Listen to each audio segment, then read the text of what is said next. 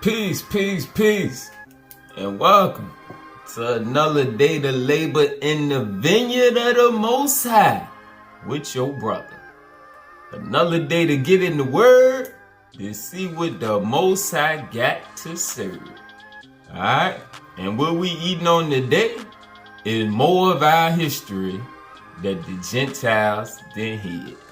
Alright, more books that some people may not know about. A lot of them people probably don't know about, because I just be randomly ordering books for the longest. The most I had me on a mission, I just order all type of books. And I'm sure some of the stuff I done found with the history as far as concerning us over here, and just more history showing that we didn't come from Africa. Alright, we not our brothers the Hamites. We've been over here for a long time. Since the beginning, there have been some of us over here. Alright, now we might have been moved around to different places, but we all started over here. Alright, so we gonna get some of the words from some of the Gentiles that then got kicked out of the mainstream because they want to keep this information on the low. They keep it hidden because the bigger secret on earth is who we is over here.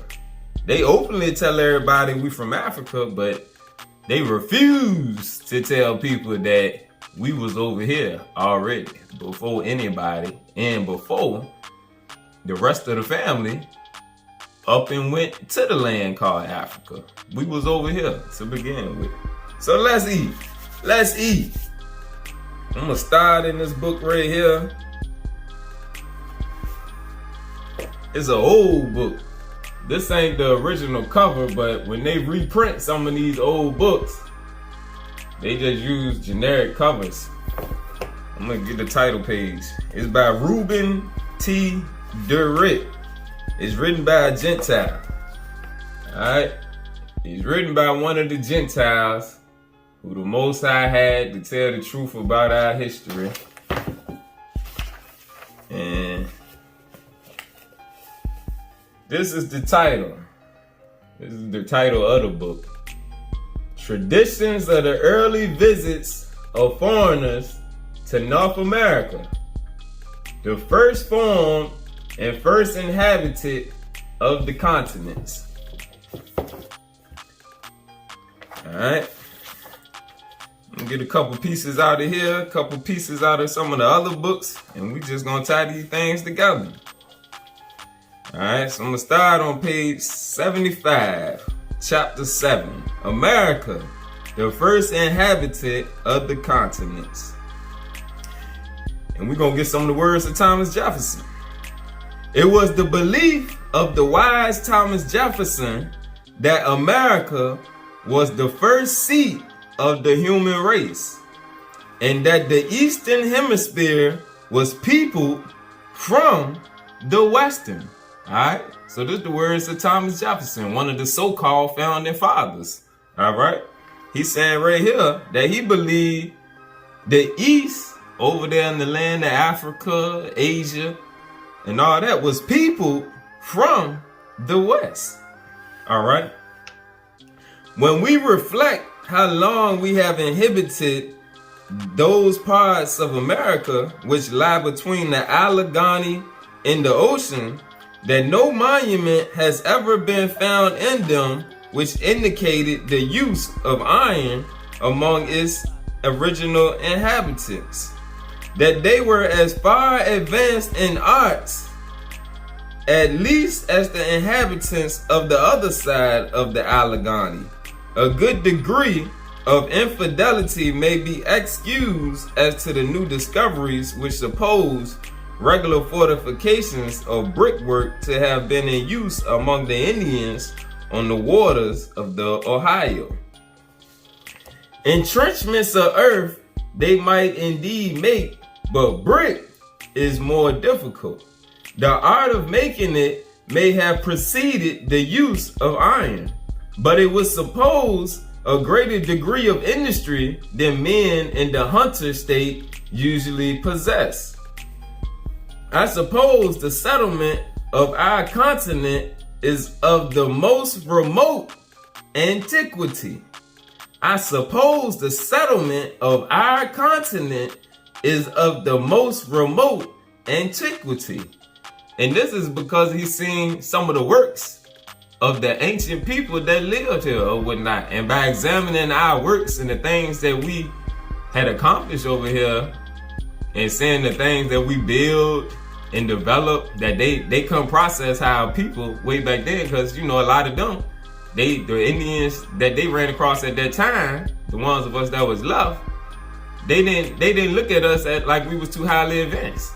Even though some of the things they found, they still say they hadn't ever seen on that side of the world where they came from. But when they go back to older things that they found over here, they couldn't process how we did that. All right, because the old things that they found outweighed the things that they found when they got here. That was still things that was miraculous to them that they couldn't understand. All right. So like he said, I suppose the settlement of our continent is of the most remote antiquity. The similitude between its inhabitants and those of the eastern parts of Asia render it probable that ours are descended from them or they from ours. The latter is my opinion, founded on this single fact. Among the red inhabitants of Asia, there are but few languages radically different. But among our Indians, the number of languages is infinite, which are so radically different as to exhibit at present no appearance of their having been derived from a common source. The time necessary for the generation of so many languages must be immense. Mr. Jefferson gave the best reason he could for his belief that the first inhabitants went from America to Asia, instead of coming from Asia to America. In school, they tried to teach it to us backwards, that the people from Asia came across the Bering Strait, to populate the Americas. But right here, Thomas Jefferson is saying that it was the other way around. All right. The first inhabitants went from America to Asia instead of coming from Asia to America. Since his time, however, scientific research and its wonderful progress has developed other reasons for the truth of this theory. Scientists have exhumed in America the skeletons of past geological ages and the remains of dead human beings, which gave evidence of as early existence here as any yet found outside of America. Had Mr. Jefferson lived to this time, he might have been foremost among the scientists whose investigations looked to solving the problem of the oldest continent and the first human beings on the globe. The Red Indians were the oldest inhabitants of America known to white men. All right, look at, they're going to hide the truth right here. They're going to tell you, but they're going to hide it. The Red Indians were the oldest inhabitants of America known to white men. Though there were here doubtless older beings who antedated them by many centuries and had many traditions as to their origin, but none sufficiently divested of myth and absurdity to lead to a rational conclusion as to the first country inhabited by them or the beginning of its occupation. All right, they want to keep that hidden. They don't want to tell who them people is, but you know that they know. And as we keep going, we're going to see that they know. They had some vague traditions of a very long ago people who were inhabitants of this country before them, but nothing sufficiently definite for reliable information as to the character or the time of this people. Some tribes believe that their ancestors had sprung from the ground in this country. With the Most High say he made Adam from the dust of the earth, and that they and their descendants had never lived in any other land. Let's turn a couple pages here. Go over to page 83. that mysterious people who antedated the Red Indian and covered the Mississippi Valley with mounds, circumvallations, temples, and fortifications, and scattered everywhere stone axes, flint arrowheads, pottery, pipes, and ornaments of copper and clay, may have been the autochthons of America. Autochthons is another word for Aboriginal. They may have been the autochthons of America.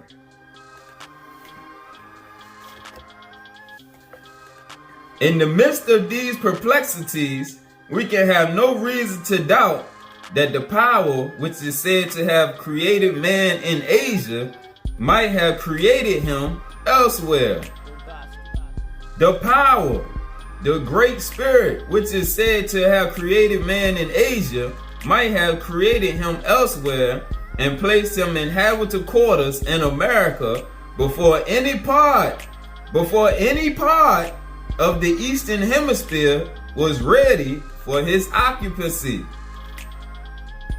The first formed rocks which have yet been seen upon the globe in the earliest forms of life yet discovered in the oldest human relics which have yet been found were in America.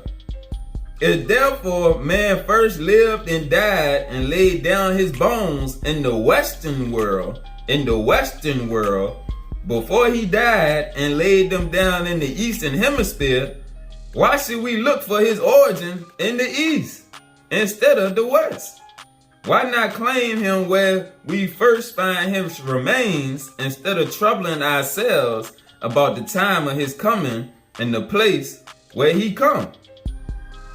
The Orientals have not been able in thousands of years to fix the latitude and longitude of the Garden of Eden, where the human race is claimed to have first begun existence. And as the question is still open, the Occidentals may reasonably claim America as the first land above the ocean and the first inhabited by man until the proof is made clear of an earlier inhabited continent. Alright, and in the sealed portion, it tells us the Garden of Eden was in the land of America. That's in the sealed portion. Alright, so we lining everything up with the scriptures. And this book was printed in 1908. Alright. Traditions of the earliest visits of foreigners to North America, the first formed and first inhabited of the continents, by Reuben T. Direct. All right, so there go one witness. That's one witness telling us that we in America is the oldest of all. All right, let's see where we gonna go next. Next, it's a book called Mystic Americanism.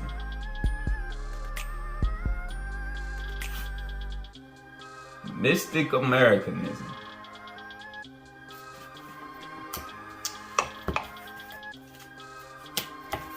Let's get some more about these mound builders.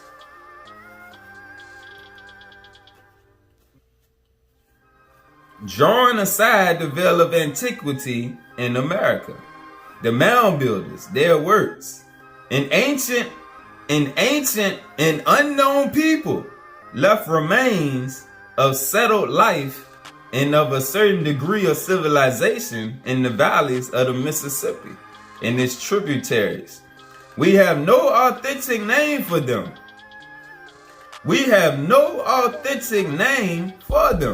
Either as a nation or a race. We have no authentic name for them either as a nation or a race. They like to keep everything a mystery regarding the mound builders and the ancient inhabitants of America. But that's the way the Most High set it up, because the Most High said he was going to erase our name out of existence. It's in the book of Psalms. Therefore, they are called mound builders. This name having been suggested by an important class of their works.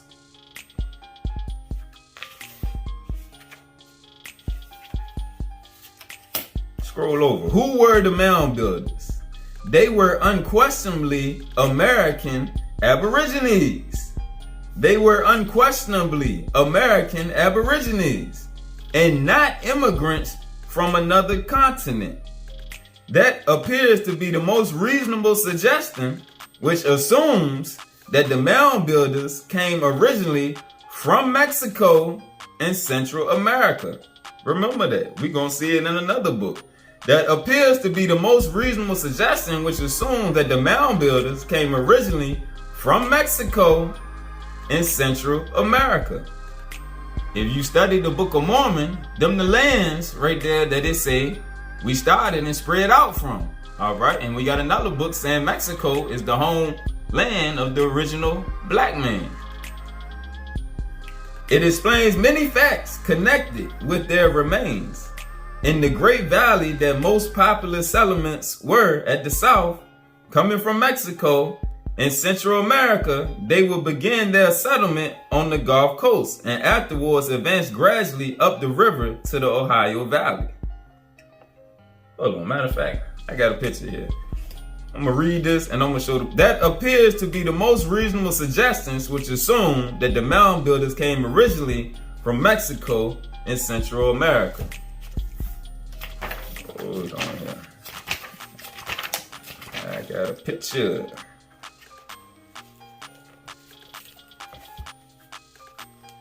It's one picture showing our timelines.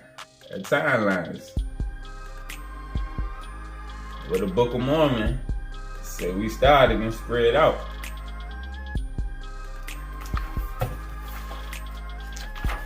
In the middle.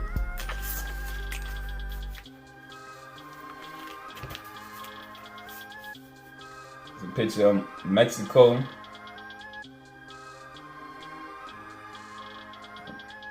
Why they try so hard to keep us out of these lands.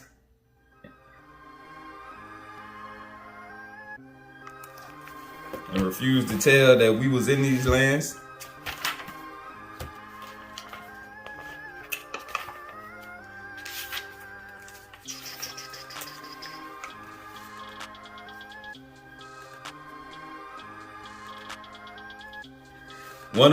This book, let me show it, then I'm gonna read it.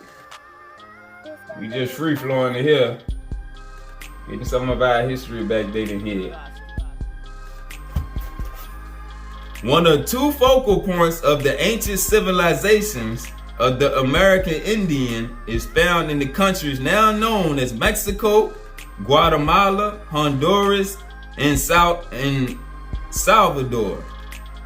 A modern terminology for this area is Mesoamerica.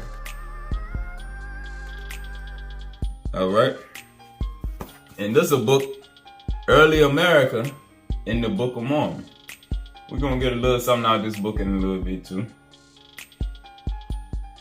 But showing how their words line up. All right. Because in this Mystic Americanism book, it line up with they saying in the Early America in the Book of Mormon book.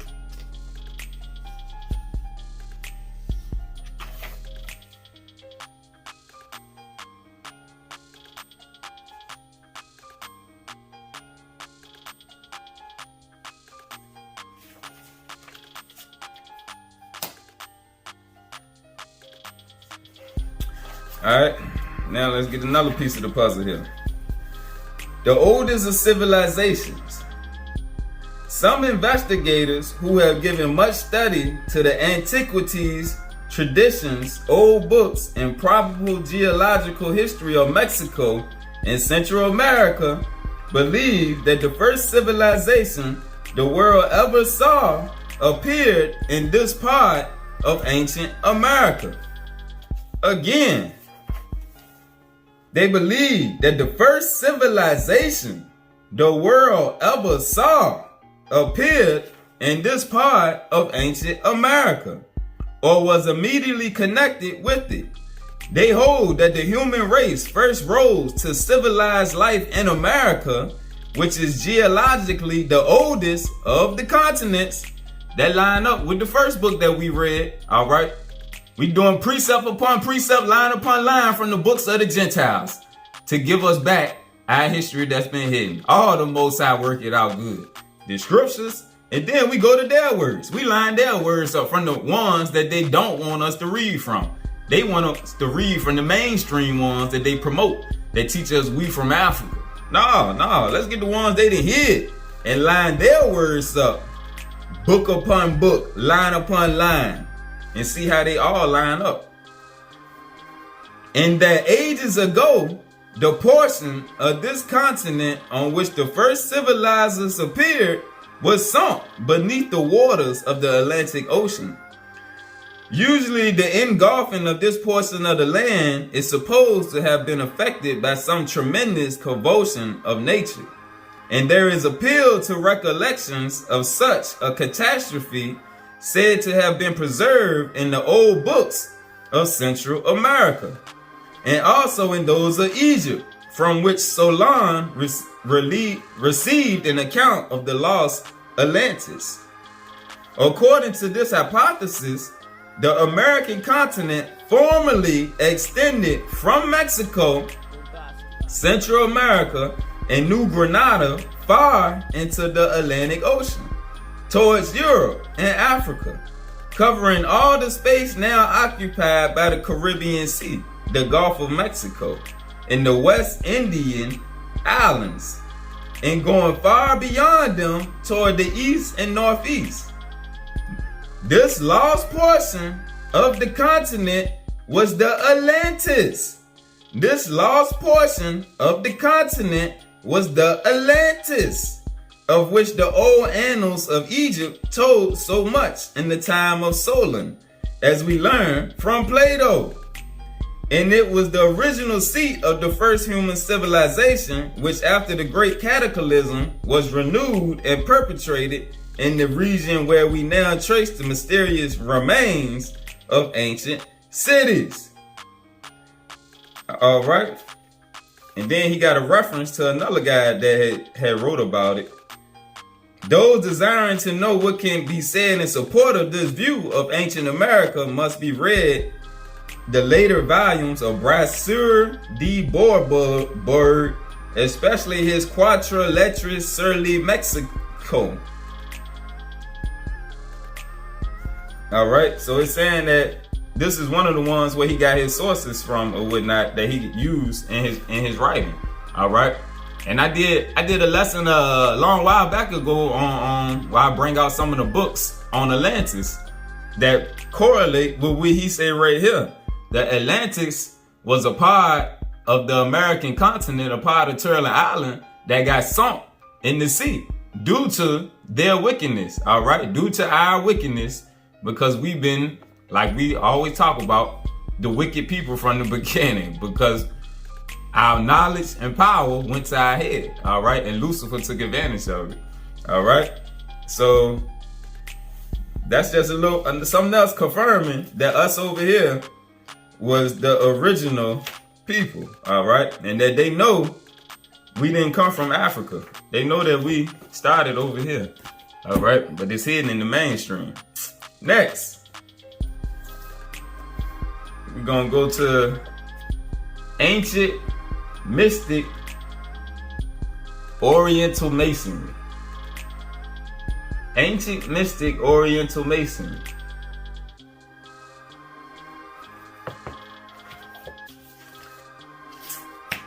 Starting at page 24.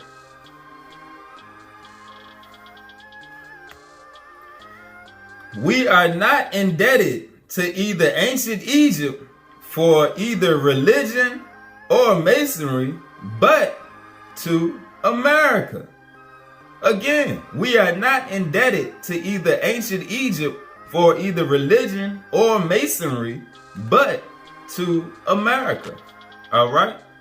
And in the Book of Mormon and in the Sealed Book of Mormon, it talk about how all that started with the priesthood of Mahan, all right, with Satan using Cain to be the first Mahan priest, all right, and how they started secret societies, all right. It started with us over here, all right.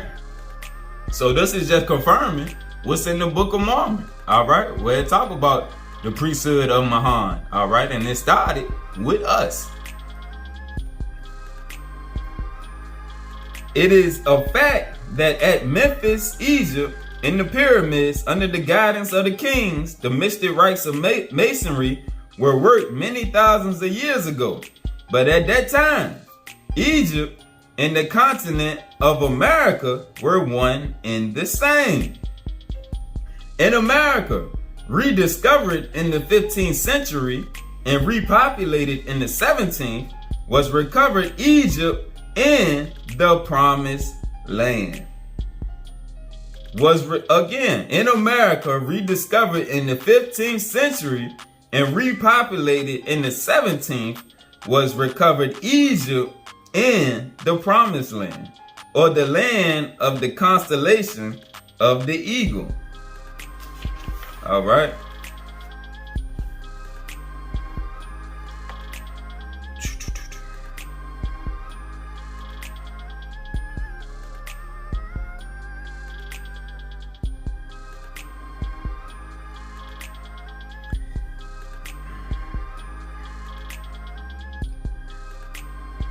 America, I'm turning to page 26 now.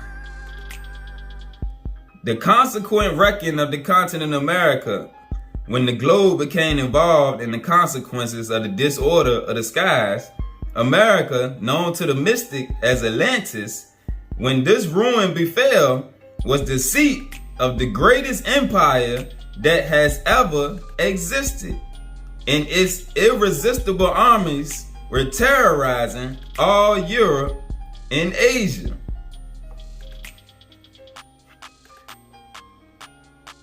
When following the course of the constellations, those immovably and perpetually fastened upon America are reached, it would appear that while all that is sublime in the historic past centers upon Egypt, all right, we're going to see why the Gentiles make us focus on Egypt, Kemet, and we got a lot of Pan-African brothers who done fell into the trap of the Gentiles. Africa, Africa, Africa, Egypt, Egypt, Egypt. Kemet, Kemet, Kemet is the greatest of the greatest.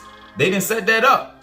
And that was somewhere, I used to be one of them brothers, Pan-Africanism, Africa, Africa, Africa, the motherland. I was all in. And then when the Most High opened my eyes and I started learning through the Moors, Taj Tariq Bey and Noble Drew Ali and them about how the Moors said America was our homeland, I dropped Pan-Africanism because that right there piqued my interest, because I always wondered why the history of America was so secretive. So that right there took me on a whole nother direction when I started learning from the Moors about we was the original Americans. And we gonna see, we got more books I'm gonna go through. I'm gonna show how it all connect. All right, the teachings of the Moors and how they got us all separated by these so-called religions that's just based around our different books or teachings. While all that is sublime in the historic past centers upon Egypt, all that is sublime in the prehistoric past centers upon America. And as the curtain which has hitherto concealed the prehistoric connection between the peoples of ancient Egypt and of America is lifted, it will be seen that the people of the eagle on the Nile, being descended from the original people, again, the prehistoric connection between the people of ancient Egypt of America will be lifted. It will be seen that the people of the eagle on the Nile, being descended from the original people of the eagle on this continent, the two are one, and that prehistoric America was the original Egypt or Eagle Land prior to the mighty dispensation in the days of Peleg, when the earth was divided and the great globe itself was nearly rent asunder. All right. Firstborn among continents, America has been falsely denominated the New World. Hers was the first dry land lifted out of the waters. Hers was the first shore washed by the ocean that enveloped all the earth besides. And while Europe was represented only by islands rising here and there above the sea, America and Atlantis already stretched in an unbroken line of land from Nova Scotia to the far west. America was evidently peopled from the old continent because there were only 8 persons saved at the deluge. The principal part of their prosperity during the whole of the first century after that event occupied the very center of Asia. All right, so they're saying how people left from America and went to the east. All right, so this is a third book that's saying the same thing. We get 3 different Gentile authors are telling us the same thing. All right.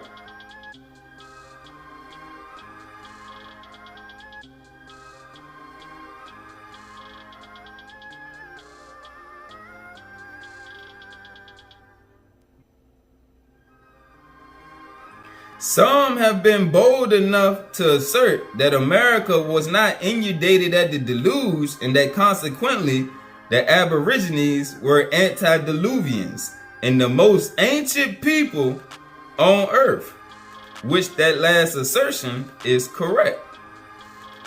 Alright, so they're telling us that the Aborigines of the Americas were the antediluvians and the most ancient people on earth.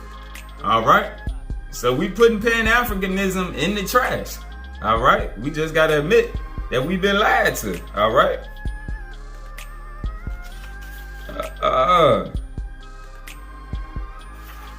Let's keep eating. Let's keep eating.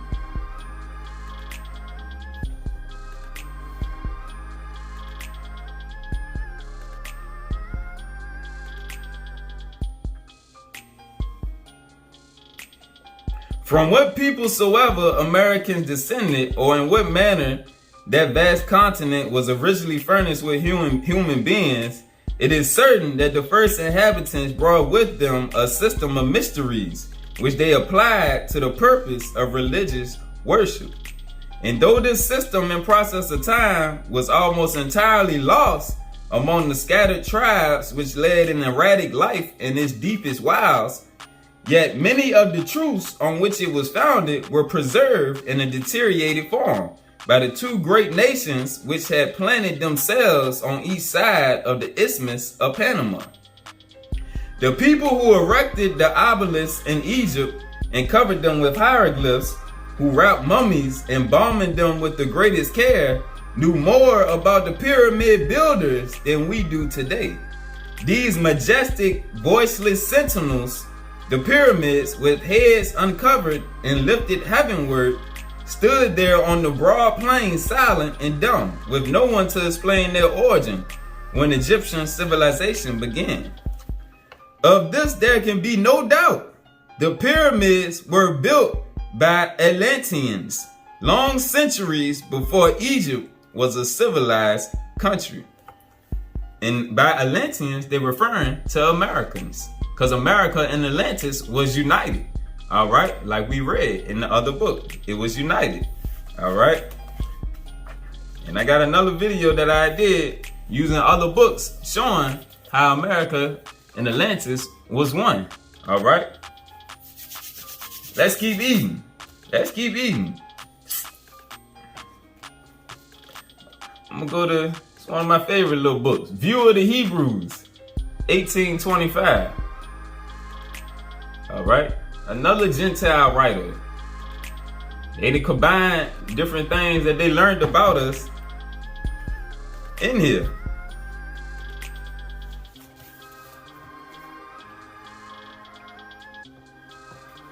All right, so let's see what they tell us about ourselves that they ain't telling the world. Many people, I'm on page 62.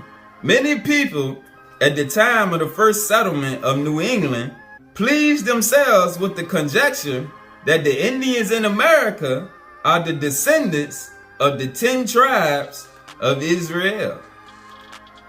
So a whole lot of Gentiles, when they got here, because they had the Bible, they knew. Many people at the time of the first settlement of New England pleased themselves with the conjecture that the Indians in America are the descendants of the 10 tribes of Israel. Let's see what they tell us one of the names of our God was. All right. It is certain that the Indians make great use of the syllables of the names of God as roots of compound words. Dr. Budanit says, Yohawaya and Ale are roots of a prodigious number of words through their various dialects. Wah being a noted name of God with the Indians. Alright. It seems often to occur in their proper names. Major Long informs us in his expedition to the Rocky Mountains that the name of God with the Omawa tribe is Wakanda. Wakanda. I'm going to show it to you. Right there. One of our names for the Most High was Wakanda. Wakanda forever.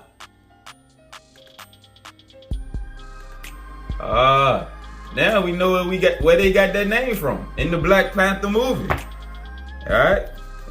Now we know where it come from. We know where it come from. So when we see each other and we Wakanda forever, the Most High, Wakanda forever. Now we know Wakanda is a name for the Most High that the Amawa tribe used. All right, let me just get more on that. In Long's expedition to the Rocky Mountains, we learned that the Amawa tribe of Indians believe in one God. They call him Wakanda and believe him to be the greatest and best of beings, the creator and preserver of all things, the fountain of mystic medicine. All right.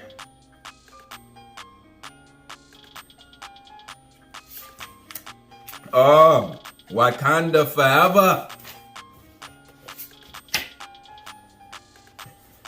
Let's keep eating.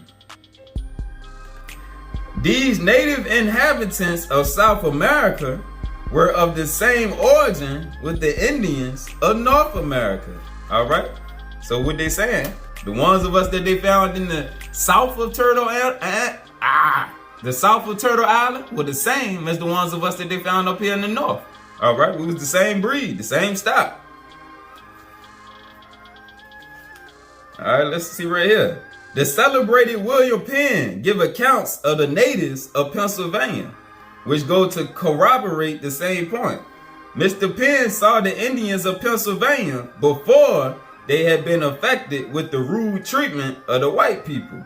And in a letter to a friend in England, he thus writes of those natives. I found them with like countenances with the Hebrew race, and their children of so lively a resemblance to them, that a man would think himself in Duke's Place, or Berry Street in London when he sees them.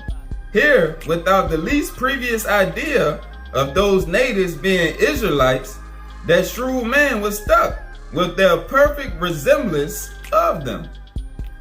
So when they seen us, all they could see was the people of the scriptures. All right. And this coming from the Gentiles' mouths themselves. All right.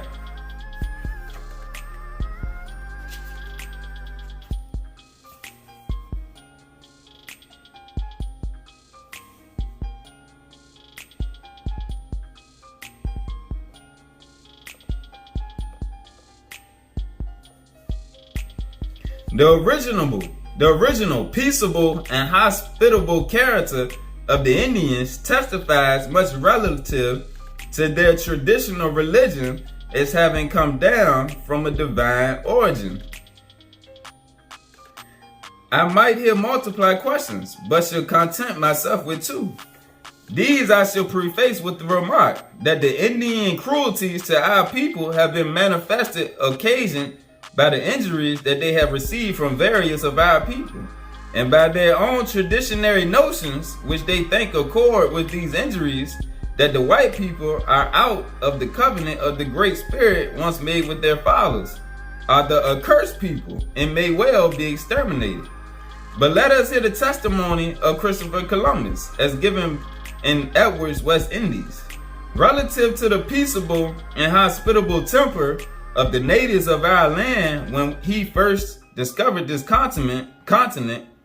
Writing to his royal master and mistress in Spain, he says, I swear to your majesties that there is not a better people in the world than these natives of America, more affectionate, affable, or mild.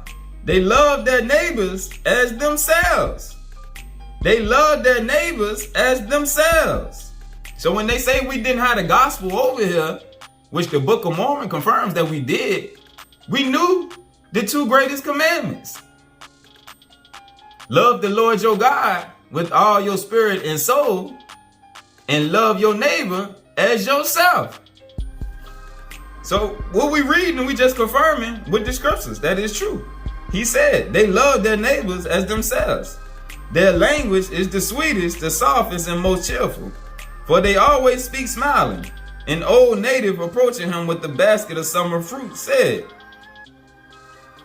he had translators with him because the Moors came with Columbus over here. All right, so like was true in the scriptures, we sold each other out in different times, but it's just more books confirming identity of who we was over here. All right, if you are men subject to mortality like ourselves, you cannot be unapprised that after this life there is another, in which a very different portion is allotted to good and bad men.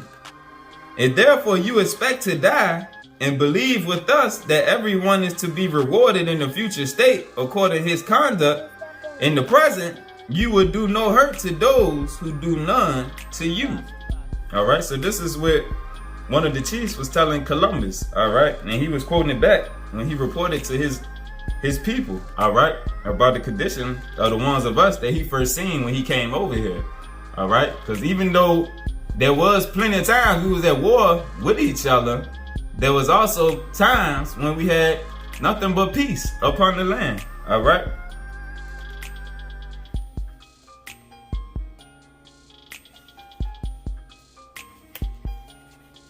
So let's read about some of our works here.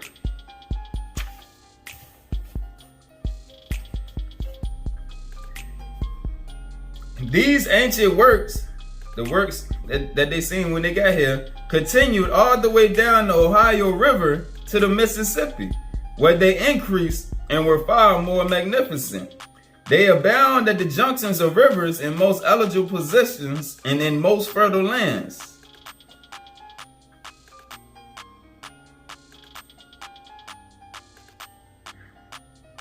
Brackenridge calculates that there were 5,000 cities at once full of people. I am perfectly satisfied that cities similar to those of ancient Mexico of several 100,000 souls have existed in this country. Nearly opposite St. Louis, there are traces of two such cities in the distance of 5 miles. One of the mounds is 800 yards in circumference at the base, the exact size of the pyramid of Asius, and 100 feet in height. The author says, in speaking of many of those pyramids of the West, there is one near Washington, Mississippi State, 146 feet in height. The ancient works of the Native Americans may well remind us of what was said in the Old Testament writings of the ancient high places of Israel. In Psalms 60, what did it say? LXXVIII.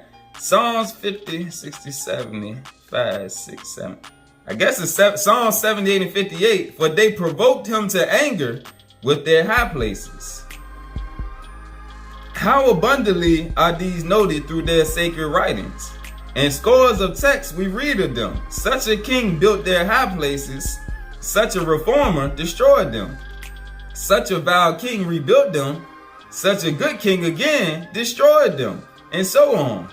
Here was a train of the most common events. The hearts of Israel were long and most perfectly inured to the religious use of their high places, though it was forbidden. Scott remarks that these high places were both for idolatry and for the irregular worship of the Creator.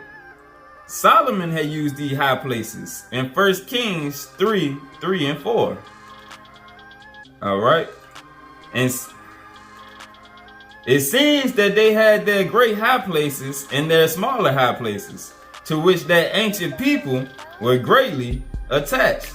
These high places in Israel are sometimes alluded to in a very bad sense as when they were the seats of idolatry, and sometimes in a sense which seems more favorable.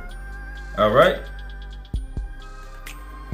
Alluding to the high places in ancient Israel, God denounced in Amos chapter 7 and verse 9, the high places of Israel shall be desolate.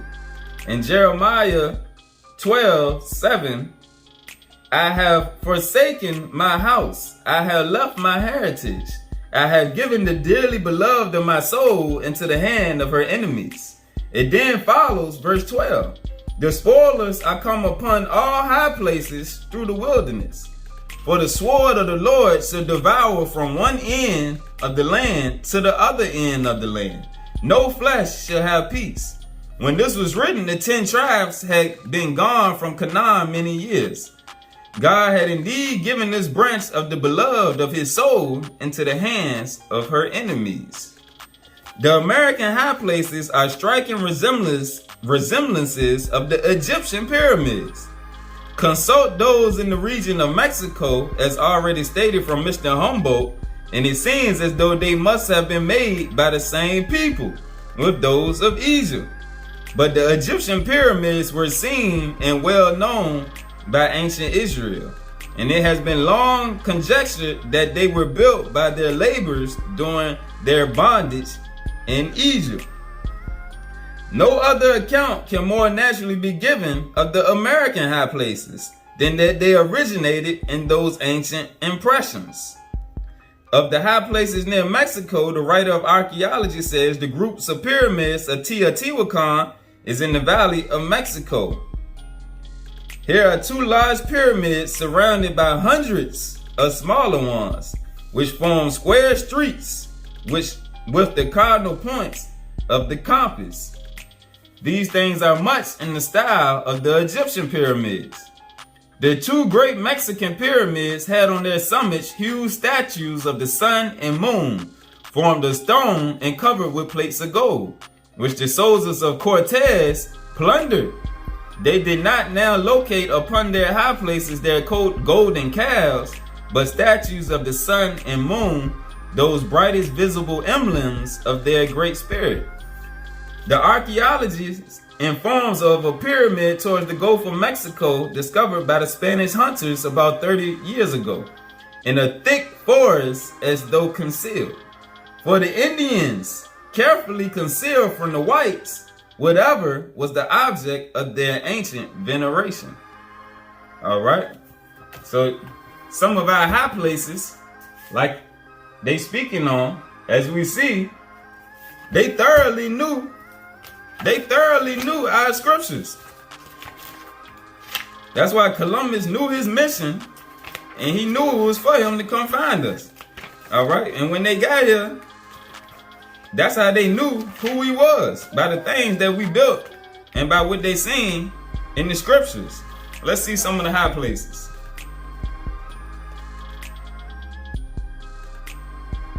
Get a picture of some of the high places showing how they knew who he was by reading the scriptures. By them reading the scriptures, they could see the people.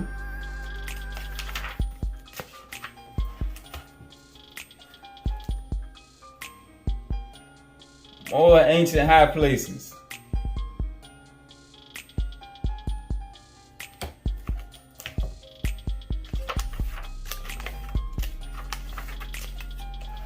It's a good view.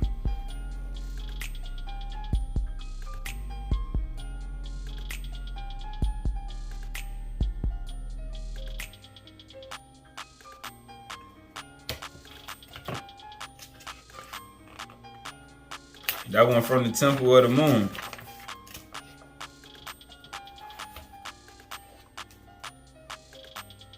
Most High left everything for us, and in the end of time, He gave us back all the books that the Gentiles wrote, showing our history, confirming who He is.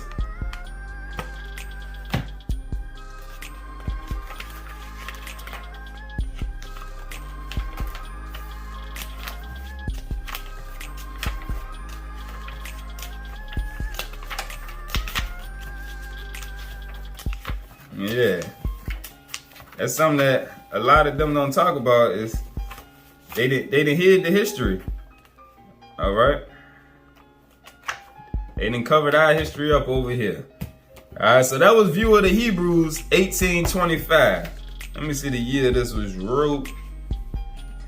It was 1825. This came out. All right, 1825. All right.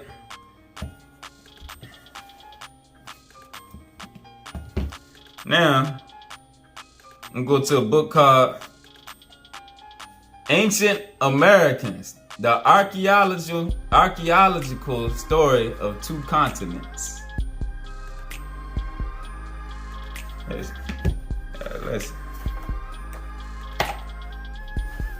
look at the picture they got in here. You got a picture of us on both lands.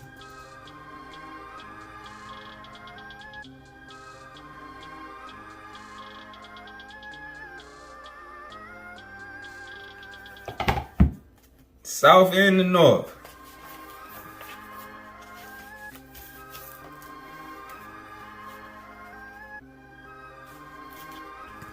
It's the title of the book. Anybody want to check it?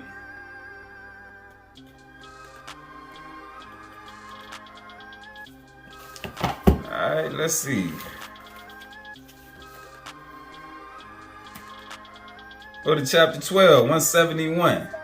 Alright, so we know that the Mayas, the Incas, the Toltecs, even the Olmecs were us. This chapter called the Learned Mayas. The greatest of prehistoric Indians were the Mayas. The magnificent Mayas, someone has called them, and the alliteration name belongs honestly to them. They were greater than the Aztecs, who are more familiar to modern Americas, in name at least, and greater even than the Incas of Peru. The magnificent Mayas and their colorful civilization in the tropics are the paradox of ancient America. All right. And it's just telling how, let's see.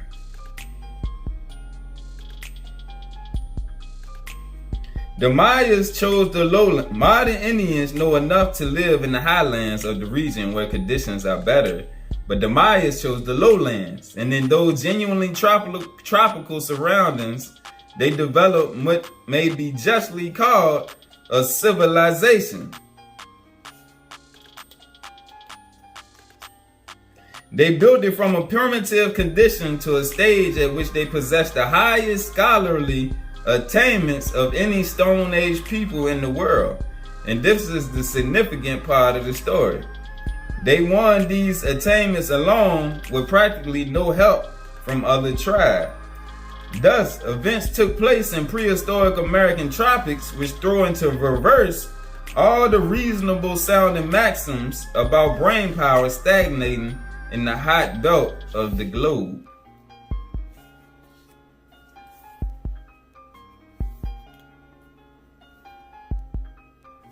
With consideration for the limitations of their faculties, and they try to downplay it like they was savages too, the Maya were the greatest race that ever lived on this earth.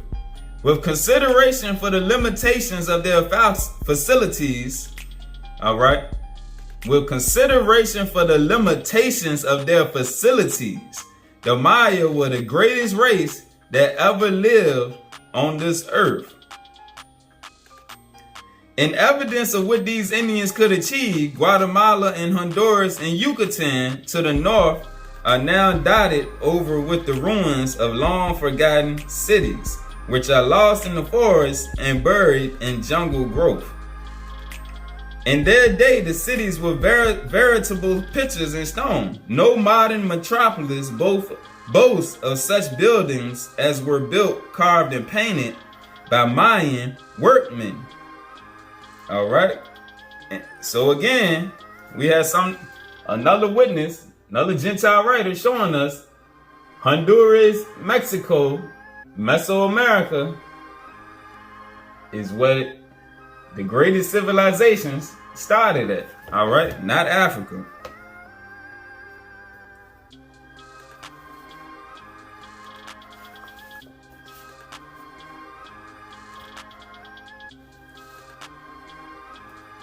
And look at this picture right here of a Peruvian Indian.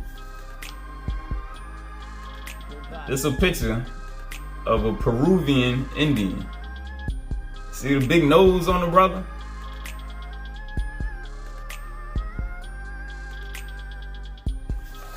Alright, so they didn't hear some of our history. Let's just keep eating. Let's just keep eating.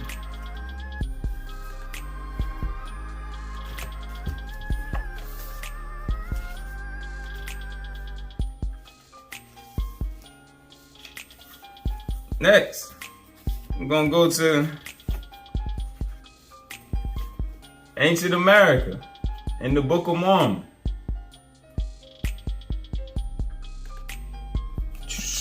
By Milton R. Hunter.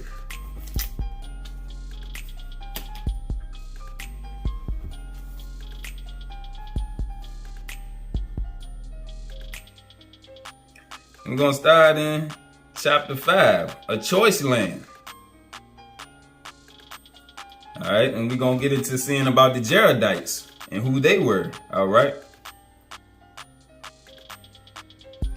At the time, the Jaredites were brought from the Tower of Babel to America. An eternal decree went forth from the throne of God to the effect that whatsoever people possess that land henceforth and forever must live righteous lives and serve God faithfully. If they did not, when they became ripe in iniquity, they will be swept off the face of the earth. It should be recalled that in the previous chapter, the choice land and promised land ideas were mentioned several times. It is a significant fact that the works of Chittle also point out that the ancient ones from Babel were in search of a land of promise, and they finally settled in a land which was good, fertile, and abundant for human sustenance. Thus, both accounts state that the settlers from the Great Tower found their new homeland to be in a place choice above all lands. The people prospered greatly in their newfound country. In numerous passages in the Book of Mormon, the writers of that ancient record describe the productivity of the land in which they lived. During the days of King Lib, the Jaredites reached a great peak in prosperity and culture. The Nephite prophet Mormon abridged the Jaredite record. In doing so, he described the gold, silver, brass, iron, and other precious metals that those ancient Americans were expert in working. He also mentioned the silks and fine twined linen that they made. He then pointed out the fact that the Jaredites did make all manner of tools to till the earth, both to plow and to sow, to reap and to hoe, and also to trash. And they did make all manner of tools, which they worked their beasts. Then Moroni summarized this great period by saying, and never could be a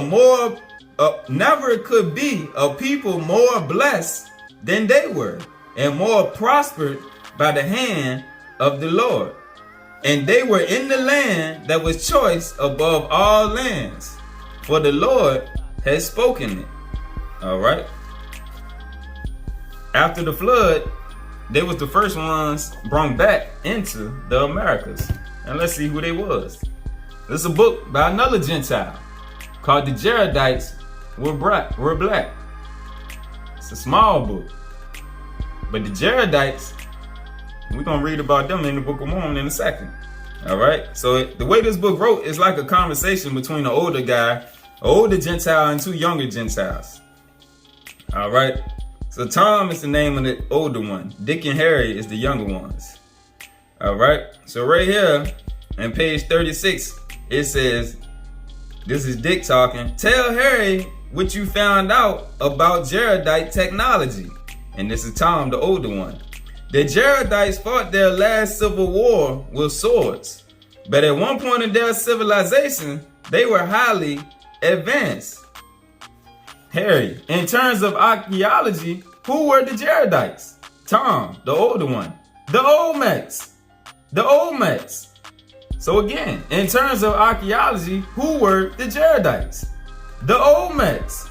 But what really excites me is their technology before 1000 BC.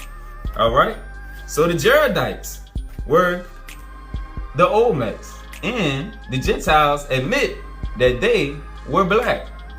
All right. Now, let's go to in the Book of Mormon. Let's go to the Book of Ether. Let's go to the Book of Ether.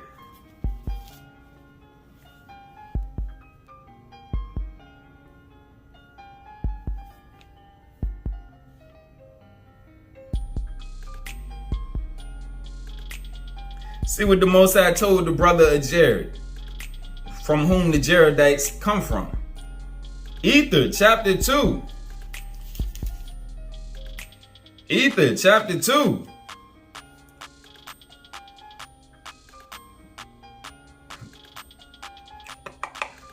Because the brother of Jared was one of the most faithful ones ever, and the Most High showed him visions just like he showed Enoch. Alright, so if you read the book of Ether, it's about the Jaredites and their history, who are the Olmecs. The Olmecs being the first ones to come back over here, alright, to this land. Alright.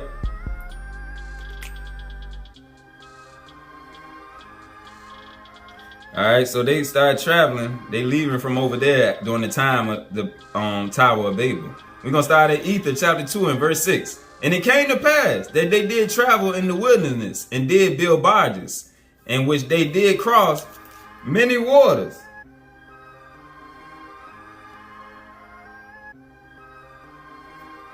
Let's go back to chapter 1 so we can get a better understanding.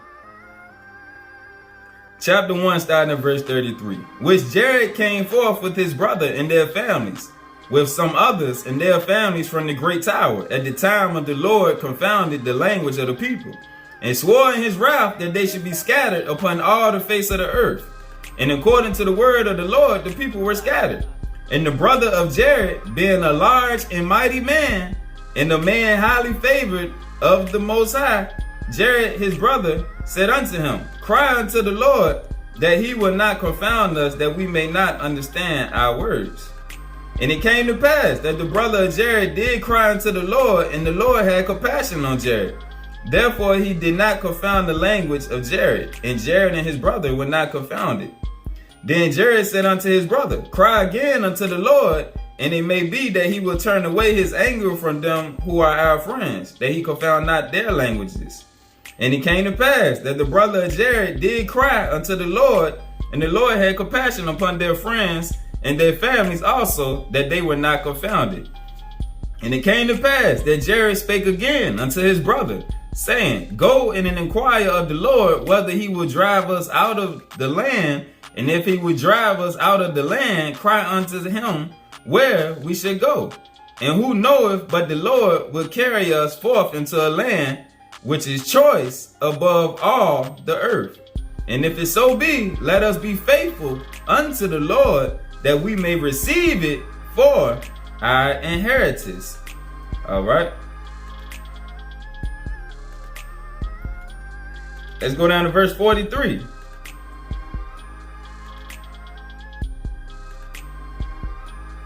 And there will I bless thee and thy seed, and raise up unto me, this is the Most High speaking, unto me of thy seed, and of the seed of thy brethren, and they who shall go with thee, a great nation. And there shall be none greater. There shall be none greater than the nation which I will raise up unto me of thy seed upon all the face of the earth. And remember, when the Gentiles be talking about the Olmecs, they always say it won't no greater civilizations. And they say the Mayan descended from the Olmecs. All right, so the Gentiles is just following along with the word of the Most High because they knew who we were. All right. And like the Most High said right here about the Olmecs, there shall be none greater than the nation which I will raise up unto me of thy seed upon all the face of the earth. All right. Now let's go to chapter 2 and verse 7. And the Lord would not suffer that they should stop beyond the sea in the wilderness, but he wished that they should come forth even unto the land of promise, which was choice above all other lands, which the Lord God had preserved for a righteous people. All right. He had preserved it for a righteous people. And he had sworn in his wrath unto the brother of Jared, that whoso shall possess this land of promise from that time henceforth and forever should serve him, the true and only God, or they should be swept off when the fullness of his wrath should come upon them. All right. And now we can behold the decrees of the Most High concerning this land, that is a land of promise. And whatsoever nation shall possess it shall serve the Most High, or they shall be swept off when the fullness of his wrath should come upon them. And the fullness of his wrath comes upon them when they are ripened in iniquity. For behold, this is a land which is choice above all other lands. Wherefore, he that does possess it shall serve the Most High, or shall be swept off. For it is the everlasting decree of your Creator. And it is not unto the fullness of iniquity among the children of the land that they are swept off. All right. And then he going to tell the Gentiles this is why they need to repent. All right. So the Olmecs also, just like the rest of us, became wicked and corrupt and started indulging in secret combinations and everything else. And then the Most High had to sweep them off the land.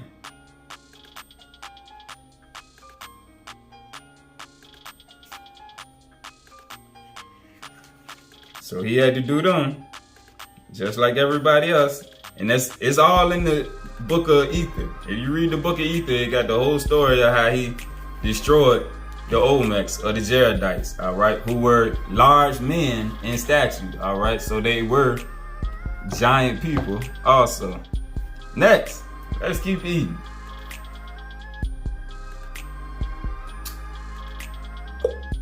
Revealing America's dark-skinned past.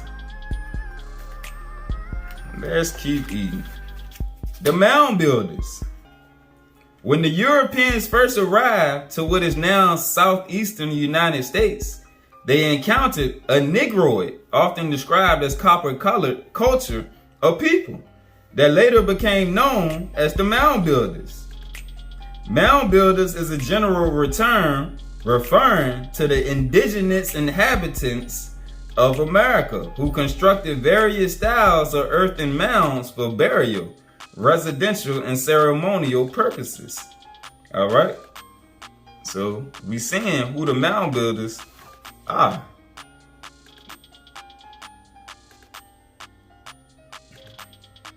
The people who have had their history hidden.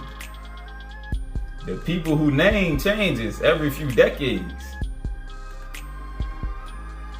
Black, Negro, colored, African American, everything else that they choose to call us. All the titles. The old Mex Civilization. Another Negroid mound building culture of America which must be mentioned are the Olmec of Mexico. The Olmec are believed to be the first major culture in Mesoamerica and the mother culture of all the Mesoamericans that followed. The mother culture of all the Mesoamerican civilizations that followed. The Maya, the Inca, the Toltec, the Aztec, all descended from the Jaredites, the Olmecs, who were the first ones the Most High brought back over here. And like he said, he was going to raise up from their seed a great people, all right? And we are the descendants of them people, all right? We descended from the Mayas, all right? The Olmec culture is recorded to have existed from approximately 1500 BC to 400 BC in the tropical lowlands of south central Mexico. All right. A little picture of another statue of the old Mex.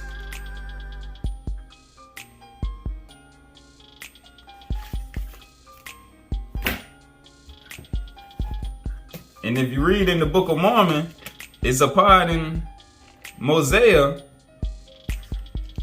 where when Lehi and them got over here, Nephi, Father Lehi, who the Most High first brought over here, because he brought him over here because of what was going on in Jerusalem, and because he was faithful, he took them across the waters over here into this land. They ran into other people later on who also said the Most High had led them out and brought them over here also. All right. And then in the Apocrypha in 2nd Esdras, I believe 13 or 14, they talk about the 10 tribes that were taken into a land where mankind never dwelt. And mankind, not man, but mankind, the Gentiles. The Gentiles had never dwelt over here. So they was in a land where they were separated. All right, let's get a few more pictures. And this picture out the early American Book of Mormon book of some of the other statues of us, the gigantic statue heads.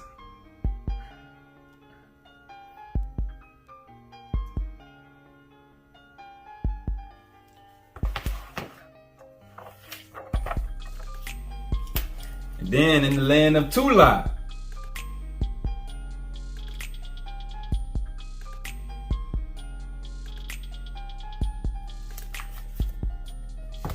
alright. Now, let's go to the one world Tartarians.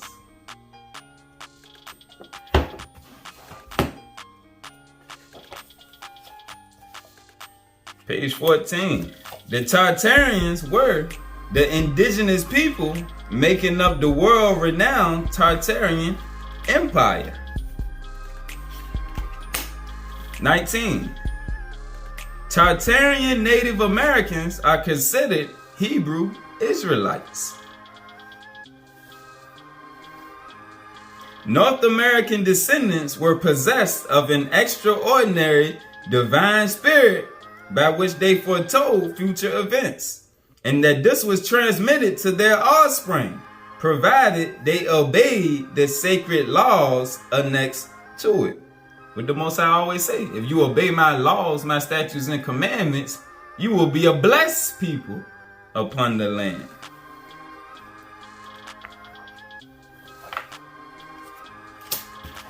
Let's keep reading.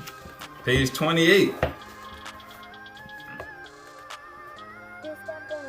Since Moors were the Tartarians, according to Gothic architecture all over the world, but mainly in the Americas, this means the modern day Europeans did not build any of these Greco-Roman Gothic structures in Old World America, because a previous advanced American civilization called Moors and Berber Indians, all one and the same people, because they are both the Khmer, which is Kim, Shem, Cam, Ham, people from India Superior that civilized the world. All right, so he still tried to say that we from over there, but we the original people that was here. We just was spread out around the whole world. Everywhere is where we were at. Ancient Greece and ancient Rome was in Old World America, because the Americas is the true Old World and birthplace of civilization.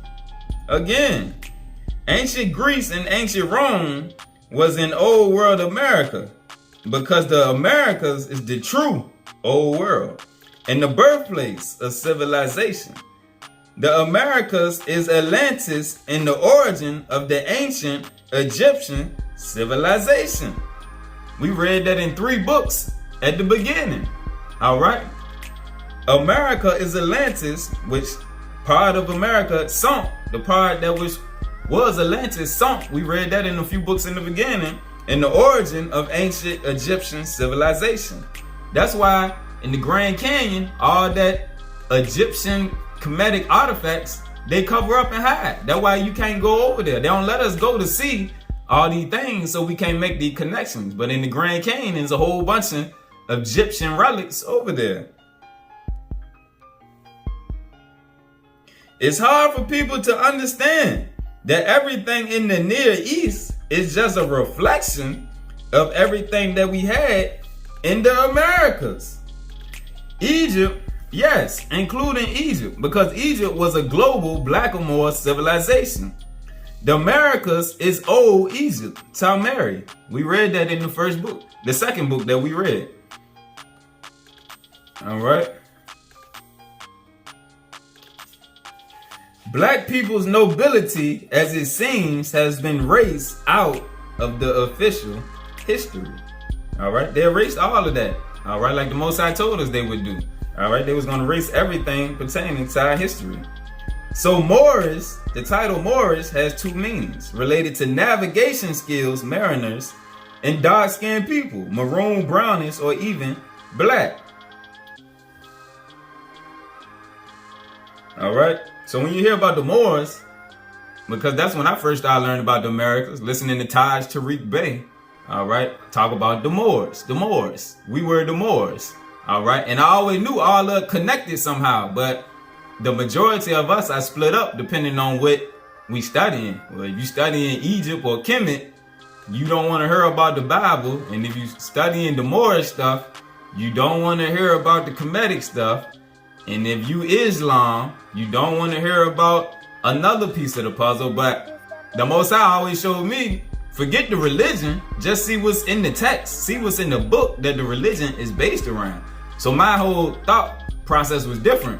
As far as like a lot of other brothers, where I studied with all of them. That's why you see me using books from the Quran, the Circle 7 Quran, everything. I studied all of it. The Most High had took that veil from upon my eyes, where I didn't look at the religion. I looked at the text of the religion, because that's why I found the Most High. I knew the religions was fake because Christianity was fake. So I never got involved like Islam. I would study the Quran, but I won't big on studying the religion of Islam. Just like I never studied the religion of Christianity. I never studied the religion of Hinduism. I just read the texts, the books. I never studied Buddhism, but I read the books that Buddha wrote. Well, not that he wrote, that the people who listened to him wrote, but those is where I found the words of the Most High that guided, that opened my spirit up to where it's like, I won't confound it by this religion and that religion, not ours. I seen the connectedness of all of it because I just searched for the words of the prophets. I would sit and look up different prophets or whatnot, and who is Krishna. I would study Krishna, who he was. I would study who Buddha was, but I wouldn't look into the religion that was created around them. Just like I would study Christ, but I wouldn't study Christianity. I didn't want to study what was based around them. I wanted to study from the source, the person that the Most High sent to deliver the message. All right. Next page. The original American Moors were likely Islamic. Islam was in America and had a big influence on America, which is true. I got many books talking about Islam in America. Even ones that was enslaved over here, they had to hide the fact that they was Islam, that they was worshiping Allah. All right, due to the fact that when the Gentiles came over here, they tried to force Christianity on all of them. And if you didn't worship Jesus Christ, white Jesus, then they killed you. So a lot of them had to pretend like they was Christians. There's a book called Servants of Allah. I can't remember the rest of it, but I know that's the beginning of it. And they talk about the ones of us that had got put in captivity over here, and how they used to had to hide the fact that they was Islam. All right, that they was Muslims. All right, so that's part of the reason why you see this whole war between Christianity and Islam. It's the Gentiles. It's the Gentiles who try to make everybody else out that don't worship their false god, their idol, white Jesus, to be bad people. That's why you see on the news all the time, these Muslim people, they make them out to be bad people, because when they got over here, a lot of us was Muslims. We was worshiping Allah.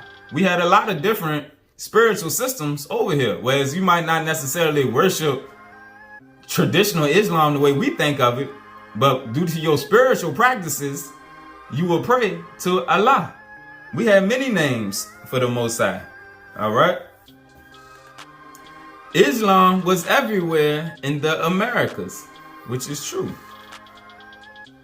Western academics would not get us out of our deep sleep, because Western academics is the institution that has put we the people, who are the Moors, the Washita, to sleep to begin with. All right?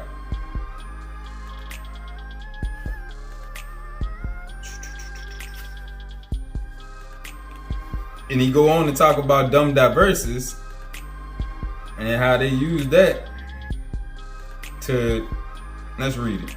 Now in the eyes of the hijacked Hebrews, the Templars, aka the Holy Roman Empire, the Holy Land was in possession of infidels, aka Muslims or Moors. Therefore, they were authorized via the dumb diverses of 1452 to take Muslim Jerusalem, the Americas, Granada, away from the Moors, who were Tartarians. The dumb diverses which authorized the Templars, Knights of Christ, to conquer Saracens and pagans, take their possessions, and to subject them to perpetual servitude. This papal bull, and none of them were ever rescinded, which is the current problem that Moors in America face, as Saracens, whom are the red ones, aka the lost tribe of Israel. This papal bull was issued against the Moors as Saracens in order to take our Muslim Jerusalem away from us. Alright, so basically all it's saying is they use dumb diverses to enslave us and kill us and to take everything from our possession. Alright, because if we didn't bow to them, in the image of their cross, then you was killed and subjugated. Alright.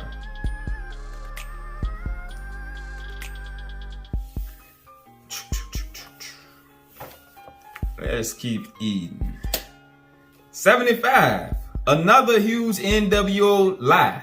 The transatlantic slave trade out of Africa. Show it to you. Another huge lie. Brother Dane Calloway is the best historian out, along with Kumero, and they all show how they debunk all these theories. Both of them do a very good job debunking all these theories. Alright?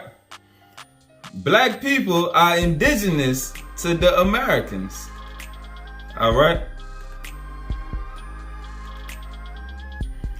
Black Native Americans are not a result of so-called red Indians mixing with slaves. Go down.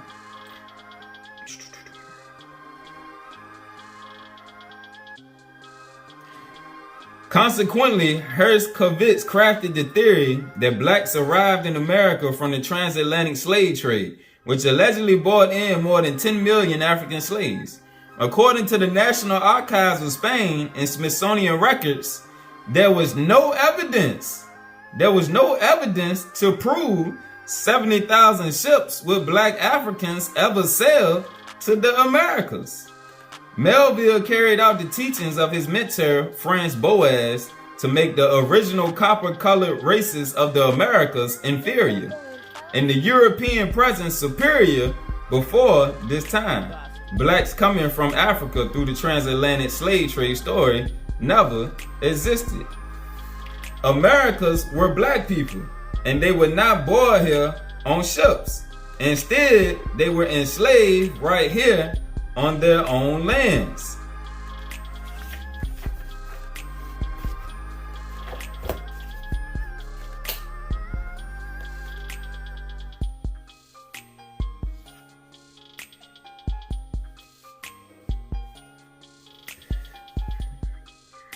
The American Negro or Indian or Black Moor or Mongolian Tartarian is the oldest man on earth.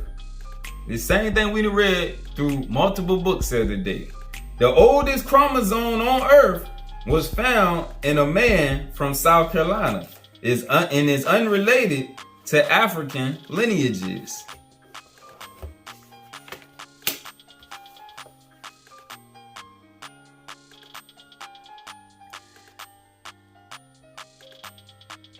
There are many sources the Old Testament takes place in the Americas. Mexico is the original land of the American Negro, who is the Olmec, Z, Aztec, Toltec, etc. in North America. He is the Algonquin, Choctaw, Washita, Pequot, Wampanoag, Lenni, Lenape, Iroquois, etc.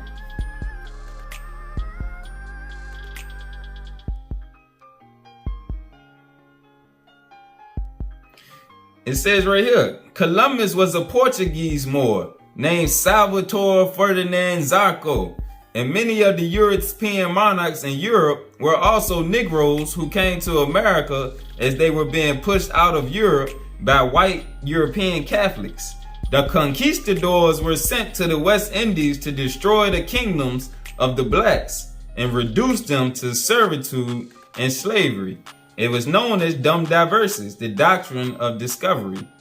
And the Inquisition and gave Catholics kingdoms the right to murder, rape, enslave, and torture all those not under the authority of the Vatican and the Pope. America is the old world, and Columbus called his first voyage the land crusade to conquer the Holy Lands of Mexico. The Holy Lands of Mexico and Peru, which means Per-Heru, or House of Heru, or Heru Salam. If you study Egypt or Kemet, the son of Osiris was Heru. All right. Heru. That was the name of the son of Asa.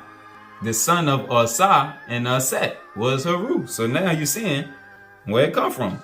America is the old world, and Columbus, his first voyage, the last crusade to conquer the Holy Lands of Mexico and Peru, which means Per-Heru, the Heru, one of the Kemetic texts, or House of Heru, or Heru Salam, which became Jerusalem. It is also known as the navel of the world. All right, so Jerusalem was in Mexico. All right, so when we read in the Book of Mormon about the Holy Land, about Jerusalem, where they was at, Jerusalem was in Mexico. Teotihuacan means city or Tahuti or Thoth. Teotihuacan means city of Tahuti. In Kemetic, in the Egyptian teachings, Tahuti is the god of wisdom. All right, if you read the Book of Thoth, which talk about the Atlanteans and how Thoth say he was in Atlantis before him and his people left due to the flood and the destruction and went to Kemet. He said they brought the stuff from Atlantis to Kemet and they restored their thing over there. While some of them went to the east, farther into the Americas, some of them went to the other side, across the water to Egypt over there. All right. So that's who Tahuti or Thoth is. And Tenochtitlan, which became Mexico City, means city of Enoch. Mexico is named for Moses, or Mexi, like Moshe. The Old Testament contains volcanoes, corn, bears, and tobacco, all which are native to America. Utah is Utah and contains the city of Moab. The Great Salt Lake is the Dead Sea. There are more pyramids and megalithic structures in the Americas than anywhere else, including the Nile Valley. The NWO, the New World Order, tells the story backwards. The same thing Dane Calloway and Camaro been telling us. Everything they tell us is backwards. The Negro is the Indian or copper-colored indigenous people of the Americas. Nigger and Indian were synonyms, and that colored is simply short for copper-colored.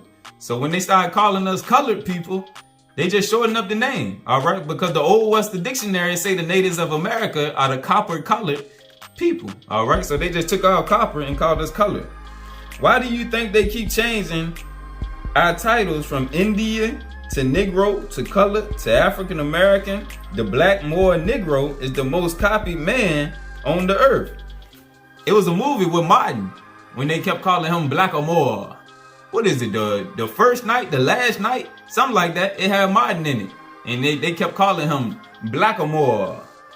All right, let me get you something else about the Moors. All right, because the Circle 7 that I be using, Noble Drew Ali, he was the first one that I had learned about that came over here teaching us that we was the native people of America. All right, even though he said we came from Africa over here, which the Jaredites did come from that side back over here, but they was the first ones the Most High left back over here after the flood. All right, and in the back of this book, it say the fallen sons and daughters of the Asiatic nation of North America need to learn to love instead of hate, and to know of this higher self and lower self. All right, the fallen sons and daughters of North America. All right, so Noble Drew Ali, he came trying to tell us that we was from over here, and this is another one of his books right here that I be using.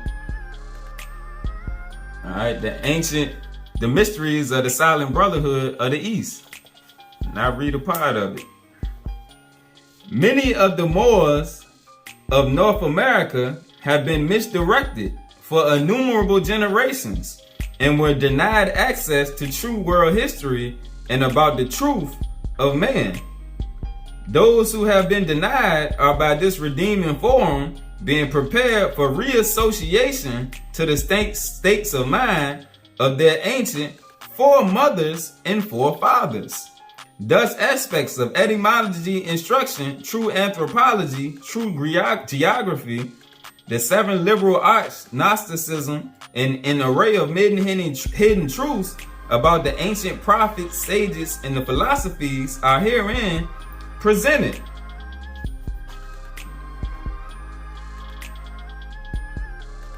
Many of the foul and corrupt conditions which are now commonly featured as social norms in these days are due to forced servitude, lies by omission, and artificially imposed peonage and arbitrary.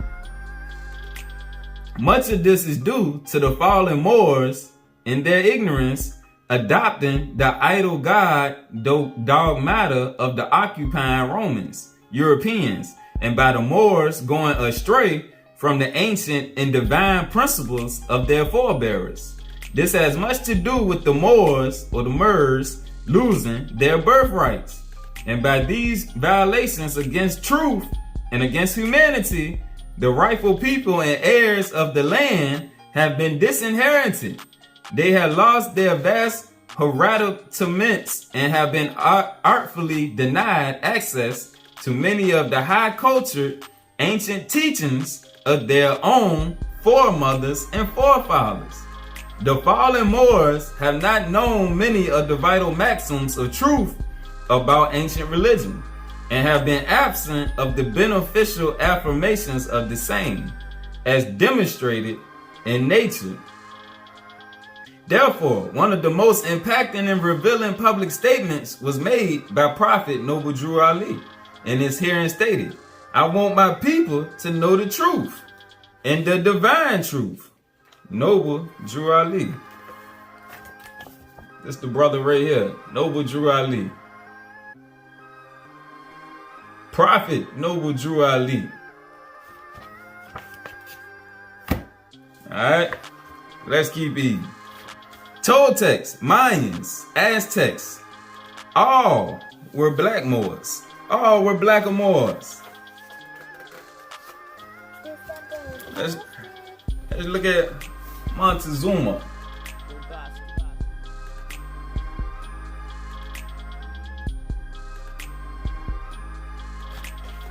Alright.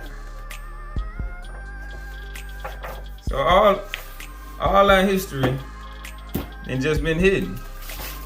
And something else, 103 amazing facts about the Black Indian. You can just type this in Google and put PDF behind it and pull up the PDF. And it bring up all type of stuff that this brother right here is bringing out that confirm what Dane Calloway been teaching. It confirmed what Camaro been teaching. It defined everything that's been hidden from us. I'm gonna read a couple of them out here. This 28. Most so-called Black Americans or so-called African Americans find it difficult to accept themselves as being native or indigenous to the Western Hemisphere because of programmed, fabricated images of native people in the Western Hemisphere. Fake images of their own indigenous ancestors have been routinely drilled into their psyche since birth. The Black Indian image does not register within their psyche because of the fake imagery programming that the U.S. government has installed into their minds of how native or indigenous people of the Western Hemisphere look. The spirit of so-called Black Americans or so-called African Americans tells them one thing, while this programmed fake image of their own ancestors says another. This all leads to inner conflict, which is true.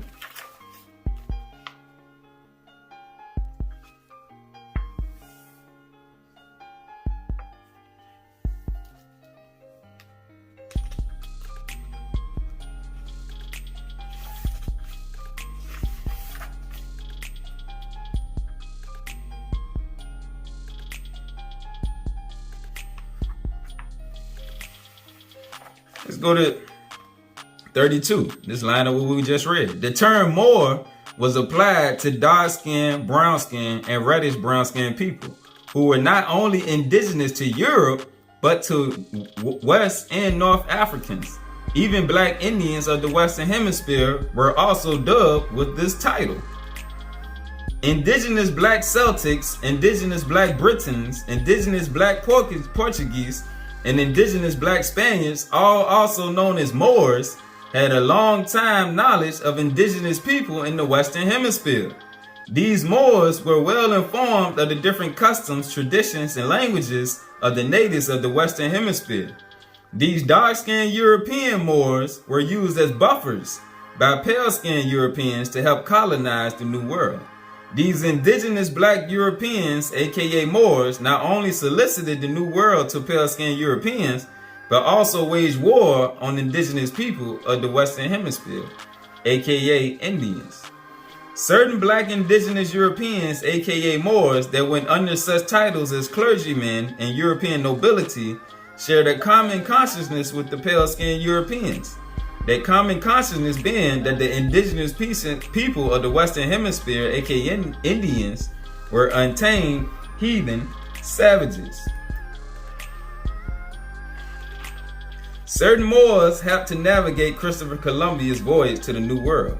He wasn't lost, he knew exactly where he was going simply because of who was on the boat with him. But we know the Most High set that all up because it was time for our punishment over here. All right? So it's not nothing for us to keep blaming them about, because the Most High told us the same way Jerusalem got destroyed over there and won't one stone left upon another, like Christ told them, the same thing had to happen to us over here. All right? Because we one family. The northern kingdom and the southern kingdom. One family. So the Most High set all this up. All right, so this is just more of the history that they didn't hear from us. All right, so we can get a better understanding of who we is, who we was, and who we back to be. All right, peace.